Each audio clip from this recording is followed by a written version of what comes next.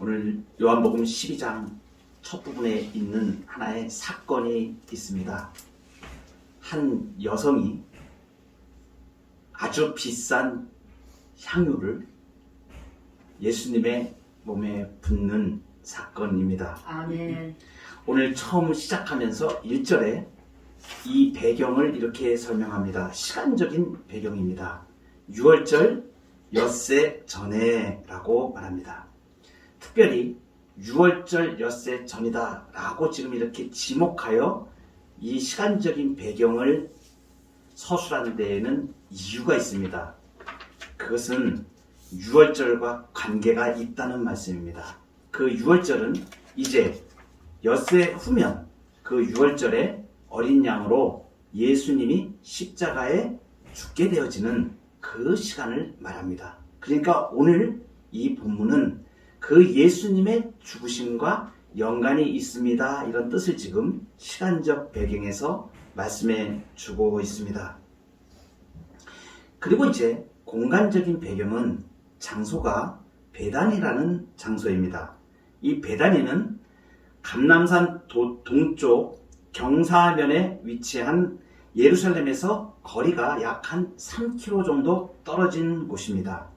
3km 정도면 굉장히 가까운 거리입니다. 예수님이 지금 이 시기가 어떤 시기냐면 예루살렘의 유대 종교 지도자들이 예수님을 수배령을 내렸습니다. 그래서 누구든지 예수님을 보게 되면 신고하라고 지금 수배령을 내려놓은 상태입니다. 그러니까 예루살렘 인근 근처에는 이제 예수님이 가시면 유대 종교 지도자들, 권력을 가지고 있는 자들에게 붙잡히게 되는 그런 아주 적대적인 그런 상황 가운데 체포될 위험성이 굉장히 높죠. 3km뿐이 떨어지지 않은 베단이라는 마을입니다. 이것은 무엇을 말하는가? 이제 예수님께서 하나님의 시간에 의해서 하나님께서 정하신 그 시간이 가까웠기 때문에 이제는 이 당국자들을 겁을 내지 않고 예수님이 예루살렘을 향하여 오셨다는 것을 말합니다. 이제는 예수님께서 십자가의 구속의 역사를 이루시는 그곳을 향하여 이렇게 오고 계신 것을 장소에서도 벌써 베단이라는 장소로 설명하면서 예수님의 죽음을 향하여 지금 6월절 엿새 전 베다니 이 시간과 장소가 지금 예수님의 죽음을 향하여 이렇게 가고 있는 것을 보여줍니다. 그런데 특별히 오늘 요한이 기록한 이 말씀 중에 이곳을 어떻게 부연 설명을 하고 있는데 1절에 보니까 예수께서 죽은 자 가운데서 살리신 나사로가 있는 곳이다. 이렇게 지금 설명하고 있습니다. 나사로가 2절에도 보면 나사로가 예수와 함께 앉은 자 중에 있더라 이렇게 표현하고 있습니다. 우리가 지난 주간에 2번에 걸쳐서 예수님께서 나사로를 살리신, 죽은 자를 살리신 7번째 요한복음의 이 기적을 우리가 보았습니다. 그 나사로가 지금 살아서 이제 베단이라는 마을에 지금 있는 것을 말합니다. 그리고 그 사람을 보려고 많은 사람들이 예루살렘에서 몰려들고 있는 상황. 그런데 그 상황에 예수님이 지금 엿새 전에 6월절 엿새 전에 베다니에 오신 것인데 요한은 지금 이것을 예수께서 죽은 자 가운데 살리신 나사로가 있는 것이라고 구태여 부연 설명을 해주고 있습니다. 이것은 무엇을 말하냐? 죽음과 그 다음에 살리심, 죽음과 부활에 대한 내용을 지금 이 상황을 지금 이 사건이 지금 이제 이 12장에 들어와서 일어나는 사건이 이것을 보여줍니다. 라는 암시를 지금 주고 있는 것입니다. 나사로가 죽었습니다. 그리고 살아났습니다. 그리고 예수님과 지금 함께 앉아 있습니다. 이것은 에베소서에 우리에게 말씀하신 대로 허물로 죽은 우리를 그리스도와 함께 살리셨고 또 함께 일으키사 그리스도 예수 안에서 함께 하늘에 앉게 하신다. 죽고 살고 예수님과 함께 앉게 하신다는 이 특별한 상황을 우리에게 보여줍니다. 그래서 지금 이 벌어지고 있는 이 배경이 말해주고 있는 바는 이것입니다. 죄와 허물로 죽었던 자들이 예수님과 함께 죽고 예수님과 함께 살아나서 예수님과 함께 하나님 나라 보좌에 앉게 되는 구원의 이야기를 지금 하시고 계신 것입니다. 이 사건의 내용은 이렇습니다. 12절, 오늘 3절에 보니까 마리아는 지극히 비싼 향유 곧 순전한 나드 한 근을 가져다가 예수의 발에 붓고 자기 머리털로 그의 발을 닦으니 향유 냄새가 집에 가득하더라. 이 상황 자체가 평범한 상황이 아닙니다. 굉장히 이례적인 상황입니다. 보통 식사 장소에는 유대인의 간습에 따라서 남자들만 거의 앉게 되어집니다. 식탁은 보통 우리가 유대인의 식탁은 U자형을 이렇게 뒤집어 놓은 거, 거꾸로 놓은 거라고 보시면 됩니다. U자 형태로 이렇게 테이블을 만들고 거기에 사람들이 빙 둘러서 앉게 되는데 유대인의 식사 습관은 이렇게 앉아서 옆으로 이렇게 비스듬히 눕기도 하고 옆에 사람이 기대기도 하고 이런 약간 눕는 형태, 편안한 상태로 이렇게 그 식사를 하는 관습이 있습니다. 그런 상황 가운데 어떤 한 여자가 그것도 그 남자들이 식사하는 장소에 여자가 있다는 것이 이례적일 뿐만이 아니라 거기 또 하나 이례적인 것은 뭐냐면 누구도 예상하지 못한 지금 향유 옥합을 깨뜨려서 이 향유를 예수님의 몸에 붓는 아주 희한한 광경이 지금 일어나고 있는 것입니다. 이것은 예상되지도 않았던 것이었고 누가 시킨 것도 아니었고 전부 아무도 예측치 못했던 그런 사건이 지금 벌어지는 것입니다. 돌발적인 행동이죠. 그리고 또 이상한 것은 이 예수님의 몸에 부은 향유는 굉장히 비싼 향유입니다. 그리고 더욱이 이상한 행동은 이 마리아가 예수님의 발을 자기 머리털로 닦는 것입니다. 예수님의 제자 중에 있는 돈꾀를 맡은 가룟 유다가 이 상황을 보고 바로 이야기를 합니다. 이 향유를 300데나리온에 팔아서 가난한 자들에게 줄 수 있었을 것이다 라고 말합니다.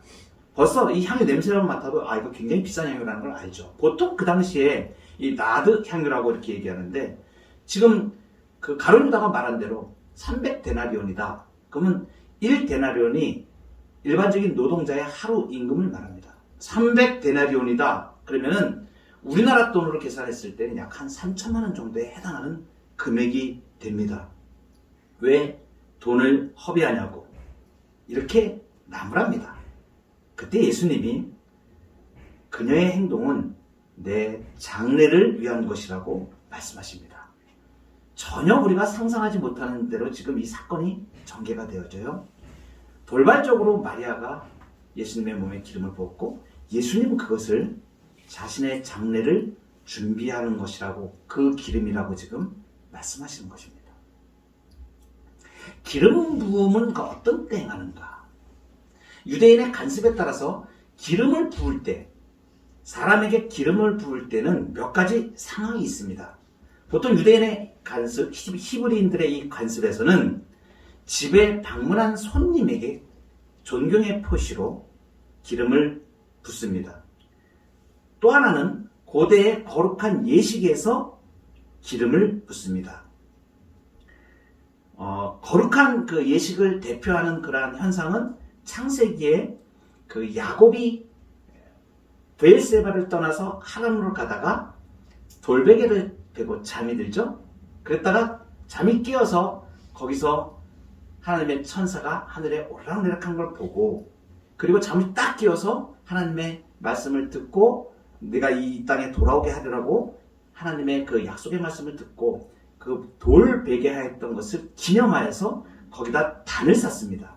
그때 야곱이 그 돌에다가 기름을 붓습니다. 이게 예식이에요. 그래서 거룩하게 하는 하나의 예식으로 기름을 붓습니다. 또 어떤 때에 기름을 붓게 되냐면 왕이 즉위할 때 기름을 붓습니다. 굉장히 존경하고 그리고 그 왕권을 인정하는 그러한 뜻으로 그리고 복종의 의미로 그 기름을 붓습니다.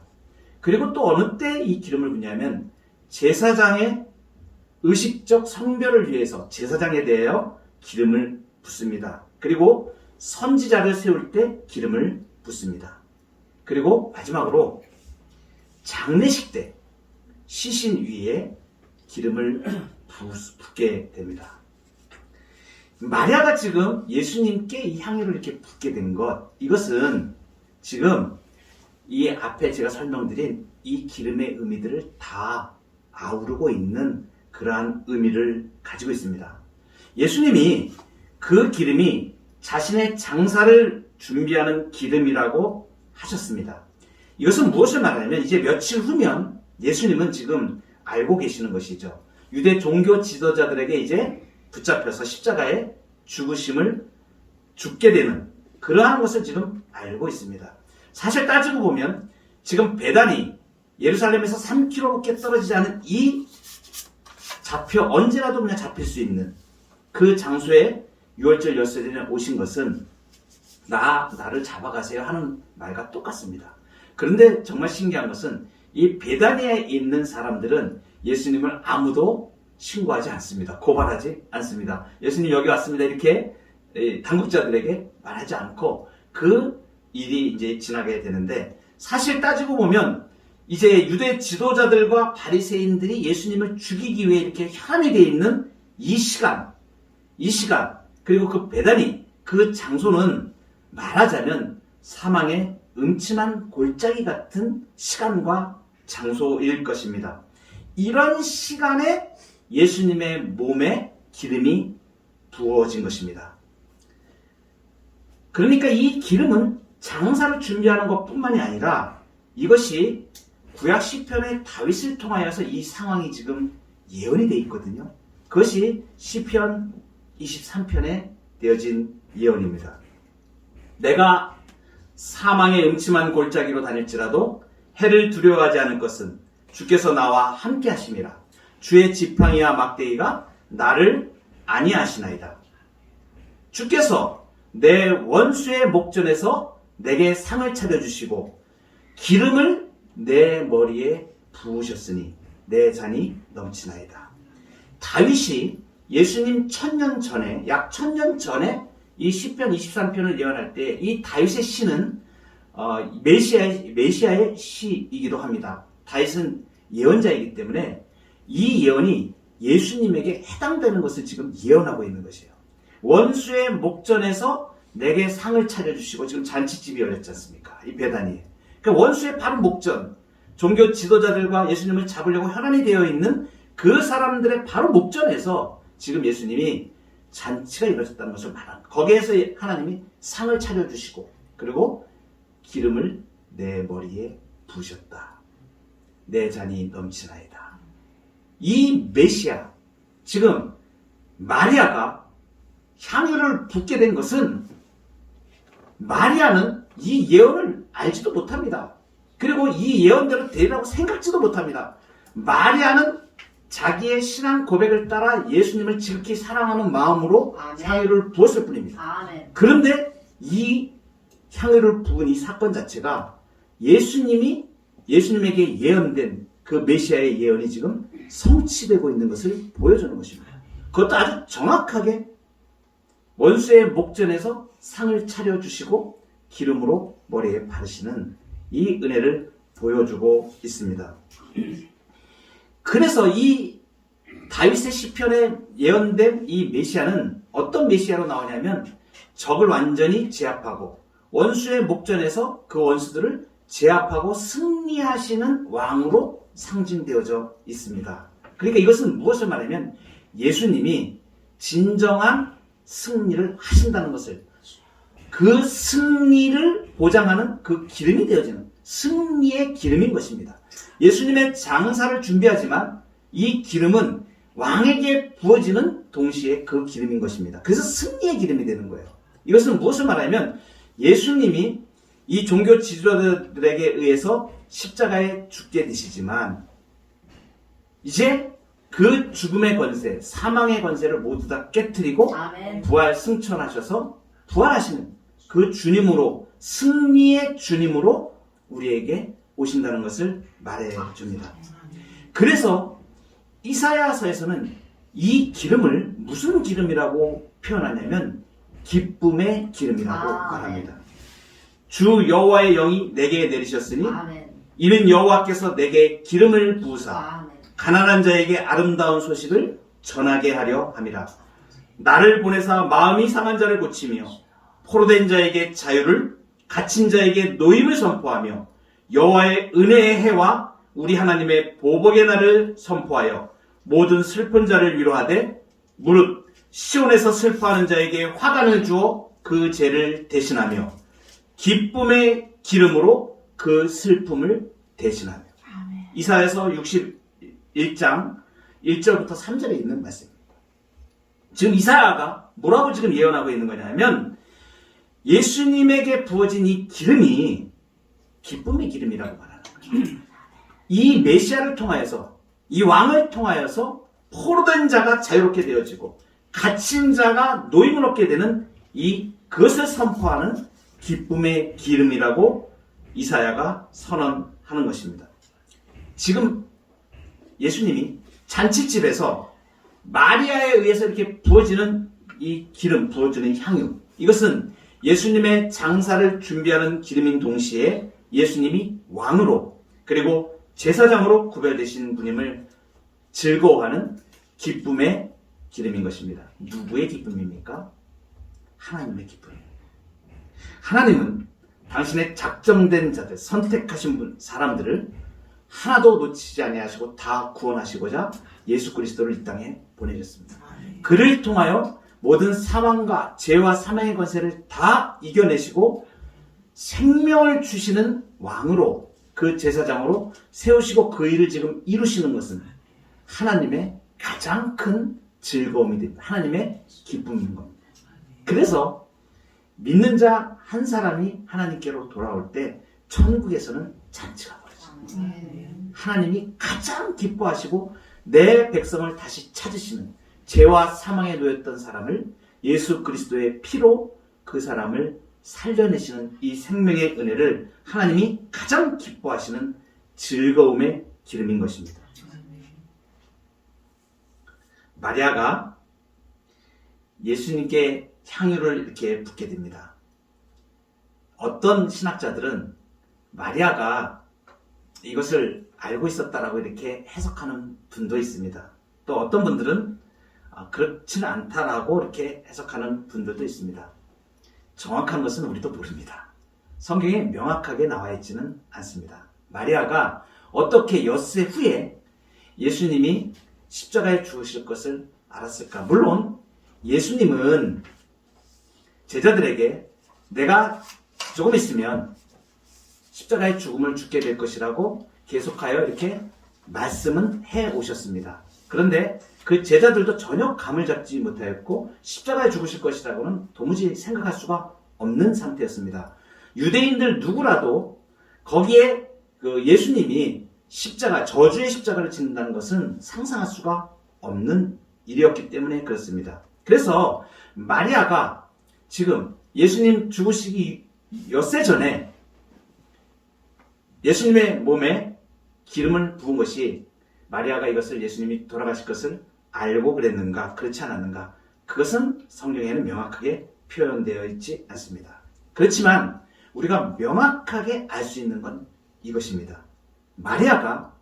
마리아는 자신의 신앙 고백을 따라서 예수님께 그 행동을 한 것이에요. 아멘. 그런데 그것이 예수님의 장례를 준비하는 그 행위가 된 것입니다. 그래서 예수님을 향하여서 마리아가 보여준 신앙의 고백은 우리에게 믿음이 어떤 것인가를 우리에게 본을 보여주는 그러한 부분입니다. 마리아가 이 행동 자체가 아주 평범하지 않은 행동이었죠. 첫째로 우리가 생각해 볼 수 있는 것은 순전한 나드, 향유, 한 근을 아낌없이 예수님께 부었다는 것입니다. 아멘.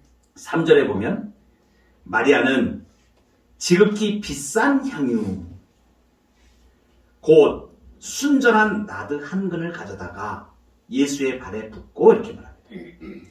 이 향유는 나드라는 그 식물에서 짠 것입니다. 이 나드라는 이 식물은 티벳하고 인도 사이에 있는 히말리아 산맥의 고지에서 나는 향기로운 풀입니다. 이 먼 지역에서 이렇게 배달이 되기 때문에 굉장히 값이 비쌉니다. 계산이 빠른 가룟 유다가 300데나리온 정도라고 말했으니까 1년치 연봉에 해당하는 이러한 것. 이런 비싼 향유를 지금 예수님의 몸에 이렇게 붓게 되옵니다. 이 마음은 지금 무엇을 말해요? 예수님께 대한 태도를 나타내는 것이죠. 자기 오라비 나사로를 살려주시고 그동안에 많은 은혜를 베풀어 주신 이 예수님에 대하여 이 예수님을 대하는 이 태도가 마리아의 그 마음이 고스란히 나타난 것이 바로 이 향유 한 근입니다. 이 마리아가 예수님을 대하는 태도는 오늘 본문에 특별히 한 사람과 아주 대조되어 나옵니다. 그 사람은 가룟 유다입니다. 가룟 유다는 예수님을 오랫동안 따라다닌 제자입니다. 그런데 마리아는 지금 금액으로 따지면 300데나리온도 더 되는 이 귀한 향유를 예수님께 쏟았는데 가룟 유다는 자기 스승을 은 30, 이거 120데나리온입니다. 이 향유의 3분의 1 값도 안 되는 거기에 자기 스승을 팔아넘기는 사람으로 되어지죠. 유다는 마리아보다 더 오랫동안 예수님과 함께 있었고 더 많은 가르침과 기적을 목격했습니다. 그런데도 예수님에 대한 마음이 마리아와 달랐습니다. 아멘. 무엇을 말해주는가? 예수님에 대한 참된 헌신은 어디에서 나오는 것이냐면 그 예수님과의 참된 관계에서 나오는 것입니다. 할렐루야. 그러니까 참된 관계가 예수님에 대한 바른 인식과 믿음에서 나오게 되는 것입니다. 내가 가장 값진 것을 드릴 수 있는 분, 내가 정말로 내 인생에서 가장 이것이 소중한 것이다. 그것을 드릴 수 있는 분은 아버지. 그걸 받으시는 분, 그분은 역시 내 인생에서 가장 귀한 분입니다. 할렐루야. 지금 마리아가 자신의 가장 보물이라고 할 수도 있죠. 값으로 따져도 어마어마한 거고 아마 자기가 가진 재산 중에 가장 귀한 것이었을 것입니다. 근데 그것을 예수님께 부어드리는 것, 이것은 예수님이 자신의 인생에서 가장 귀한 분이라는 것을 인정하는 것입니다. 아멘. 예수님이 여러분의 인생에서 주여. 이런 분위기를 원합니다. 아멘. 가장 귀한 분이 되시기를 바랍니다. 할렐루야. 두 번째는 마리아의 신앙 고백은 예수님의 발을 닦은 것입니다. 3절에 보니까 마리아는 지극히 비싼 향유 곧 순전한 나드 한 근을 가져다가 예수의 발에 붓고 자기의 머리털로 그의 발을 닦으니, 오늘 요한복음에는 이 마리아가 예수님의 발에다 이렇게 향유를 부은 것으로 기록하고 있습니다. 그런데 이 똑같은 이 광경을 마태복음과 마가복음은 똑같이 기록을 하고 있는데 좀 다르게 표현하고 있습니다. 발에 붓고 그의 발을 닦았다 이렇게 말씀하시는데 마태복음, 마가복음에서는 향유를 예수님의 머리에 부은 것으로 기록하고 있습니다. 그것은 요한복음하고 그럼 틀린 거 아닌가? 그렇지 않습니다. 이렇게 생각하시면 됩니다. 이 복음서를 기록한 기자들이 강조점이 다 다릅니다. 요한은 지금 특별히 강조하고 싶은 부분이 있었던 것이에요. 이 나드 한 근이라고 되어져 있는데 약 473ml 정도 되어집니다. 그러면 음료수 캔 정도로 보면 500ml 이렇게 되죠. 한 근 정도 되는 것. 그럼 이것을 머리에다 이렇게 붓게 되면 이 기름이 다 흘러서 몸을 타고 흘러내서 발에까지 다 적셔지게 되어집니다. 그래서 몸을 타고 내려와서 두 발까지 다 적셨다고 보게 됩니다. 마태복음과 마가복음과 요한복음의 이 경우를 보았을 때. 그러면 요한은 왜 특히 예수의 발에 붓고 이렇게 이 표현을 했을까? 이것은 지금 요한이 예수님의 발에 굉장히 관심을 거기에 두고 있다는 것을 말합니다. 그래서 이 앞에서 보면 그 마리아가 나사로를 살리러 베다니에 오신 예수님을 딱 왔을 때 그의 발 앞에 엎드렸다고 이렇게 표현하고 있죠. 그리고 자기의 머리털로 오늘도 보면 자기의 머리털로 예수님의 발을 닦았다 이렇게 표현하고 있습니다. 그러면 이것은 좀 무엇을 말하냐면 지금 요한이 기록하는 것은 특별히 지금 예수님의 발 앞에 엎드리고 발 앞에 거기에 자기의 머리털로 발을 닦은, 그리고 예수님의 발에 지금 주목을 하고 있는 것을 말합니다. 이 모습은 무엇인가? 이것은 뭐냐면 가장 지극한 존경을 의미합니다. 고대의 예로 그 왕 앞에 내가 존경의 표시를 할 때 그 왕 앞에 무릎을 꿇고 발 앞에 엎드립니다. 발 앞에 엎드린다는 것은 존경과 극한 존중, 그리고 순종의 모습을 말합니다. 한마디로 말하면 절대 복종입니다. 이 의미를 갖는 것이 발 앞에 엎드리는 것입니다. 이것은 어떤 것을 말하냐? 지금 마리아가 예수님의 몸에 향유를 붓고 그 발 앞에 와서 자기의 머리털로 이제 그 예수님의 발을 닦는 것, 예수님의 발을 닦는 것. 이것은 주님이 나의 주인이십니다. 당신이 나의 주인이십니다라는 것을 고백하는 신앙 고백이에요. 이 행위 자체가 신앙 고백입니다. 여러분, 내 인생의 주인은 내가 아닙니다. 아멘. 이렇게 고백하면 좋겠습니다. 내 마음의 왕자에 예수님이 앉기를 원합니다. 아멘. 나의 마음 가운데 자정하셔서 나를 다스리시고 나를 인도해 주옵소서. 아멘. 지금 마리아의 이 고백이 이 신앙 고백인 것입니다. 지금까지는 내가 나의 주인으로 살았습니다. 그런데 내 욕심을 따라 내 마음대로 살았던 나를 이제는 예수님 앞에 내려놓기로 합니다. 내 마음의 왕자의 주인으로, 아멘. 주로 아멘. 모시기를 원합니다. 아멘. 이렇게 나를 인도해 주옵소서. 이 고백을 하는 것입니다. 마리아의 세 번째 신앙 고백의 모습은 참으로 놀라운 것입니다. 그것은 자기 머리털로 예수님의 발을 닦은 것입니다. 이 광경을 한번 생각을 해보세요. 지금 쭉 삥 둘러가지고 식사 장소에 마리아가 와서 예수님 몸에 향유를 부었는데 향유 냄새가 진동을 합니다. 이거 순전한 향유인데 가짜도 아닙니다. 모조품이 아니라는 걸 말하는 거예요. 진짜 향유, 나드 향유를 말하는 거예요. 순전한 나드라는 것은. 향이 얼마나 진동을 합니다. 근데 그 상황에 마리아가 예수님 발에 와서 자기 머리털로 예수님의 발을 닦습니다. 일반적으로는 무엇을 닦을 때는 수건으로 닦거나 이렇게 헝겊으로 닦거나 하는 것이 기본 상식입니다. 근데 이 사람은 지금, 마리아는 자기 머리털로 예수님의 발을 닦습니다. 특별한 의미가 있습니다. 이 머리를 푼다는 것, 머리를 푼다는 것은 민수기에도 나와 있는데 이것은 뭐냐면 나는 부정한 사람입니다라는 것을 인정하는 것. 나는 부정한 사람입니다. 이런 고백을 말하는 것. 나는 죄인입니다. 이 고백을 하는 것. 그러니까 마리아의 지금 이 행동에는 그 신앙 고백이 들어있는 거예요. 나는 죄인입니다.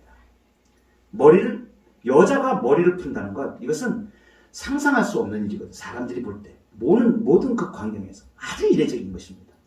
그것은 구체적으로 이 마리아가 예수님 앞에 자기의 모든 것을, 그리고 이 머리털이라고 하는 것, 머리라고 하는 것은 자기의 자신으로 볼 때는 가장 영광스러운 부분입니다. 그래서 우리 애들 이렇게 자랄 때 머리 때리면 머리 꿀밤쪽으로 머리 때리지 말라고 그러잖아요. 머리가 이게 소중하기 때문에 그런 거예요. 머리 나빠질 수도 있잖아요. 이렇게 때리면 머리가 존귀하니까. 사람에게서 영광스러운 부분이다 그러면 모든 것은 머리로 얘기합니다. 그래서 관을 씌울 때 어디에 씌웁니까? 머리에 씌우죠. 손에 걸지 않잖아요. 그죠? 발에다 걸고 다니지 않잖아요. 머리, 영광스러워, 그 존귀함, 이런 거는 전부 다 머리에 해당됩니다. 자기의 머리털로 예수님의 발을 닦았다는 것은 나의 가장 영광스러운 부분을 동원해서 예수님 앞에, 예수님의 발 앞에 조아리는 신앙 고백을 말합니다. 예수님이 이 행위를 보시고, 아멘. 요한복음에는 나와 있지 않고 마태복음, 마가복음에는 나와 있는데 이렇게 말씀하세요. 내가 진실로 너희에게 이르노니 온 천하에 어디서든지 이 복음이 전파되는 곳에서는 이 여자가 행한 일도 말하여 그를 기억하여. 복음이 전파되는 어느 곳에든지 이 마리아의 이 일이 전해진다. 이것은 지금 무엇을 우리에게 말씀해 줍니까? 동일하게 우리도 예수님께 이러한 신앙 고백으로 나아가는 사람들이 이 마리아의 모습을 다 보고 그러한 신앙 고백을 동일하게 한다는 것을 말합니다. 여러분, 놀라운 일이 하나 있습니다.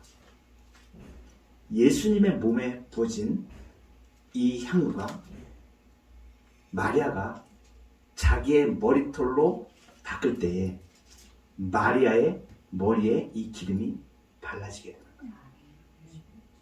예수님께 부어지는 이 즐거움의 기름, 기쁨의 기름이 지극한 헌신으로 나를 다 비우고 그 예수님께로 향하여 나아갈 때 그 기름이 내 몸에 발라집니다.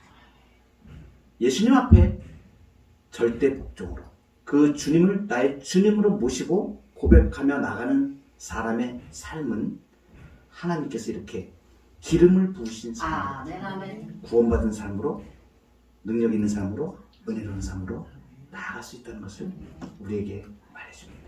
이 복과 은혜가 우리 성도님들에게 충만하시기를 바랍니다. 기도하시겠습니다.